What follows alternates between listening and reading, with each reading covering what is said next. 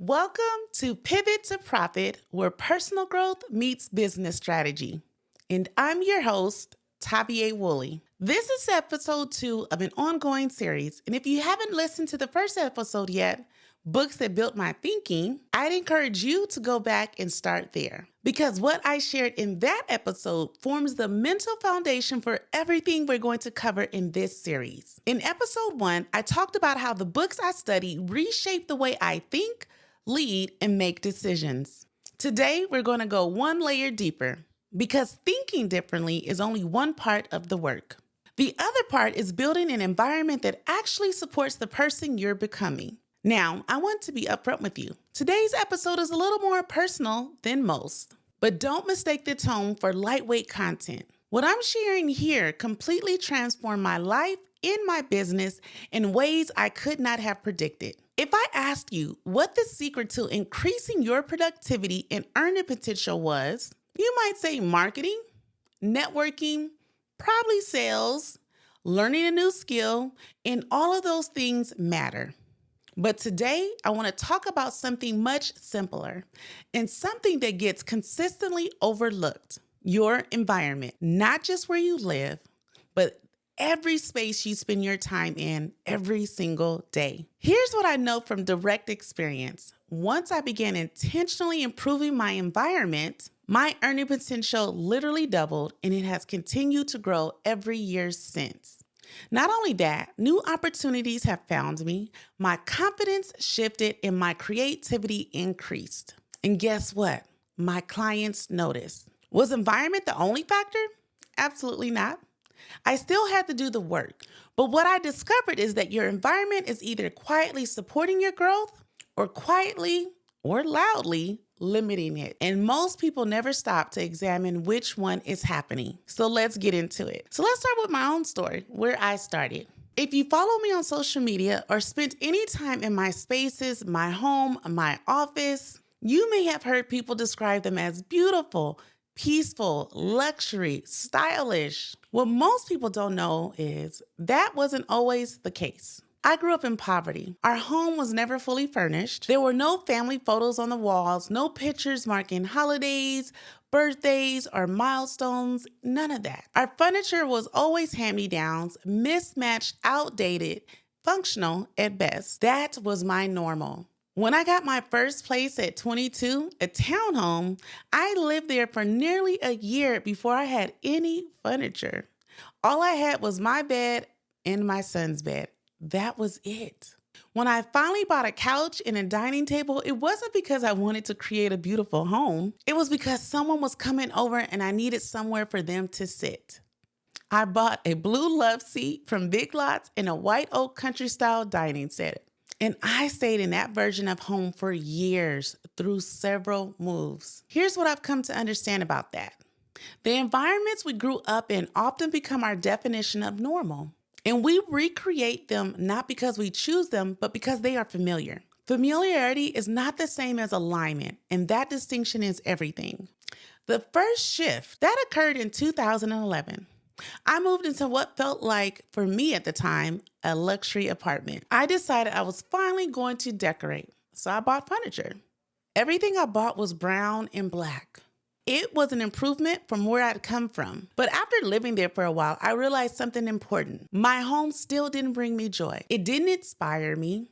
It didn't reflect how I wanted to feel inside of it. When I moved again, I upgraded the quality, but my style was still the same. Everything was dark. Everything felt heavy. I actually have a post on my Instagram that shows what my bedroom looked like across the 6-year period. Looking at it now, I can literally see my personal growth reflected in my personal spaces. The rooms got lighter as I did. So now let's talk about my Mary Kay office. The moment everything clicked for me. So let's fast forward to 2017. Yes, I was selling Mary Kay. Don't roll your eyes. I was a great Mary Kay lady. I had a dedicated office inside my home for my business. And for months, that office door stayed closed. It became the junk room. I rarely went inside. My sales weren't where I wanted them to be. And I couldn't figure out why I kept avoiding the work. Then something clicked. Ta-da! I wasn't avoiding my business. I was avoiding a space that didn't inspire me to do my business. So I got to work on the room. I organized, I decluttered, I experimented with my style. I learned what I liked and what I didn't. I kept redesigning until it felt genuinely inviting. Not just for clients, but for me. As I explored my creativity, I started sharing the office on Facebook and people responded. They loved it. The final upgrade I made was purchasing an acrylic desk. It cost more than I had ever spent on a single piece of furniture. To some people, that might not have been significant. To me, it was a statement. Not because it was acrylic, but because every time I sat down at that desk, it reminded me that I was building something worth investing in. That desk represented belief, investment in the woman I was becoming. And something in me shifted the moment I brought it home. It's actually when everything changed. After that season, I moved into a new community, and that's when everything really manifested. I completely reinvented my style. And here's a truth I want you to hold on to. Your style will evolve over time. Let it. Don't get attached to a version of your taste that belongs to an earlier version of yourself. My home became a place of peace, of safety, and I felt genuinely welcome. It reflected the life I was intentionally creating, not the life I had inherited. Clients felt comfortable and friends commented on the atmosphere, and I noticed something undeniable. When I enjoyed my environment, I spent more time working. I was more creative, more productive, more confident. I showed up differently, and the results followed. And that's when that light bulb became a glaring marquee. Our environments influence how we feel, how we think, and how we move, and how we see ourselves, and how other people experience us. And all of that has direct consequences for your business. So let's jump into the lessons. Lesson number 1, declutter with intention. If your mind feels crowded, if you constantly feel overwhelmed, scattered, or unable to focus, before you add anything new, take a look around. Because sometimes our external environment is a direct mirror of our internal state. Clutter is not just physical, it is mental. It competes for your attention even when you are not noticing it. And operating in a cluttered space takes a quiet but consistent toll on your clarity and your capacity. Don't wait for spring cleaning. Organize in every season. Create spaces that are functional, spaces that help you think clearly, work efficiently, and show up as the version of yourself that you are becoming. Create spaces that are functional, spaces that help you think clearly, work efficiently, and show up as the version of yourself you are building towards. Here are the lessons learned. Clarity in your environment creates clarity in your thinking, and clarity in your thinking creates better decisions. The simplest upgrade you can make to your productivity may be the space you are sitting in right now. So here's some action steps. Choose the one space in your life where you spend the most professional time. Assess it honestly. Does it support focus and creativity, or does it drain it? Remove 10 things from that space this week. Not eventually, this week. Create one functional system in that space, a way of organizing your tools, your materials, your workflow that makes showing up easier. Lesson number 2, release what you're holding on to. I've noticed a pattern in myself. Whenever I'm preparing for a new season, I feel an internal pull to release things. I don't always know what's coming next. I just know I'm making room. And every time I've honored that feeling, something new has followed. But I've also learned that sometimes what we're holding on to isn't clutter, it's emotion. For years, I kept a dress I wore while I was pregnant with my son, the son I lost. I held on to that dress for nearly 12 years. And for a long time, keeping it felt like honoring him. But eventually, I realized I wasn't just holding on to a dress, I was holding on to years of grief. Letting it go was hard and necessary, and it created space for healing in a way I hadn't anticipated. I want to ask you something. Is there something in your home or office keeping you emotionally connected to a season you've already outgrown? Maybe it's time to release the item, and in releasing it, release the feelings attached to it. Lesson learned. Physical objects carry emotional weight. What we hold on to in our spaces is often a reflection of what we haven't yet processed eternally. Creating physical space is sometimes the most honest first step toward emotional release. So here's some action steps. Walk through your home or office with fresh eyes and ask, does this item represent who I am now or who I used to be? If there is something you've kept out of guilt, grief, or a habit rather than genuine meaning, give yourself permission to release it. The release is not a betrayal of the past, it's an investment in the future. Designate one bag or box this week for donation or release. Fill it and get it out of your space. Lesson number 3, build the vision first. Before any upgrade I've ever made to my home, my wardrobe, my workspace, my brand, I started with a vision. Not just what I wanted it to look like, but what I wanted it to feel like as well. How did I want to feel walking into my office in the morning? What atmosphere did I want my clients to experience? What did I want my day to feel like when it started in this space? None of the upgrades I made happened accidentally. They were intentional, directed by a vision I held before the money was in place, before the pieces came together, before anyone else could see what I was building. This is where vision boards become genuinely powerful, not as decoration, but as a decision-making tool. I recently shared one of my older vision boards on social media. Looking at it, I could see how much of my current life was once a picture on that board, and it reminded me it's time to build a new one. Lesson learned. You cannot build what you cannot picture. Vision isn't soft, it's structural. Without it, upgrades are random and temporary. With it, every investment you make is directional. Here are some action steps. Create or update a vision board this month, physical or digital. Focus not just on what you want, but how you want your daily life and work to feel. Write a 1-paragraph description of your ideal work environment. Be specific. The light, the tools, the atmosphere, the energy. Use it as a filter for every decision you make about the space going forward. Share your vision with one trusted person who will ask you about it in 30 days. Accountability accelerates implementation. Lesson 4, buy the thing.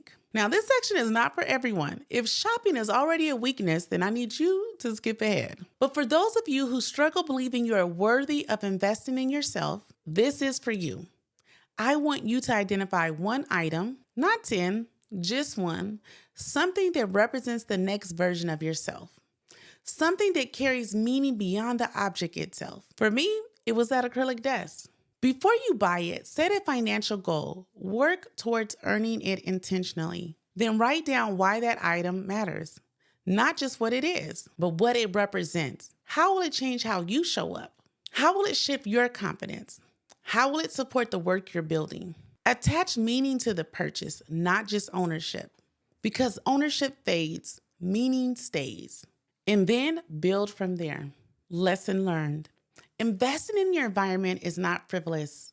It's a declaration. Every intentional upgrade is a vote for the person you are becoming. And it's a signal to yourself that the work you are doing is worth building around. So here's some action steps. Identify the one investment piece that represents your next level. Write down what it is and why it matters. Set a specific financial goal tied to earning it, not a vague intention, an actual number and timeline. Once you acquire it, place it where you will see it and use it consistently. Let it remind you daily of the standards you are building. Lesson 5, raise your standards. This one is simple, and it is probably the most important. Raise your standards. You invested in yourself because you have value. Don't lower your standards to make someone else comfortable with you. Don't shrink your space, your taste, or your vision because it makes others feel uncomfortable. This applies to your physical environment, your professional relationships, your clients, your friendships, your business, and everything in between. As one area of your life improves, you will begin to see others that need to evolve as well. That's not a problem. That's growth doing exactly what it's supposed to do. But don't overwhelm yourself. Focus on one area at a time, but don't stop. Lesson learned. Standards are not about superiority. They are about alignment. When your standards reflect who you are becoming rather than who you've been, every area of your life begins to recalibrate around that new vision. When your standards reflect who you are becoming rather than who you've been, Every area of your life begins to recalibrate around that new baseline. Action steps. Identify one area of your life where your standards have quietly slipped, where you've been accepting less than you should. Name it. Then decide what raising that standard looks like in that specific area. Write down 3 standards you are committing to for this season. Not goals, standards. Things you will no longer accept below a certain level. Review those standards in 90 days. Have they held? Where did they slip? What does that tell you about what still needs to be fixed? This week's Pivot Challenge. Choose the one room that impacts your daily life and work the most. Remove 10 things you no longer need. Create or update your vision board. Identify one investment piece that represents your next level and set the financial goal to earn it. Spend 1 intentional hour redesigning or reorganizing that space to support the future you, not the past you have survived. The goal is not perfection. The goal is intentionality. So here are some reflection questions for you. I want you to think about this and ask yourself, does my environment reflect the life I want or the life I've settled for? What in my space currently inspires me? What in my space is reminding me of a version of myself I've already outgrown?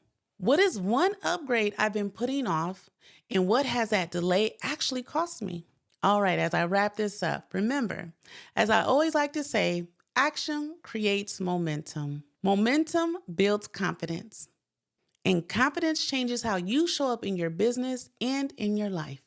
Remember this, changing your life doesn't always begin with changing your circumstances. Sometimes it begins with changing the room you're sitting in. Every improvement you make to your environment is a vote for the person you are becoming. In the next episode of this series, we're going to talk about using travel and experiences as a tool for expanding your vision. And I'm introducing you to something I call the $1 Million Hour. You won't want to miss it. Until next time, keep pivoting with purpose. Y'all be easy.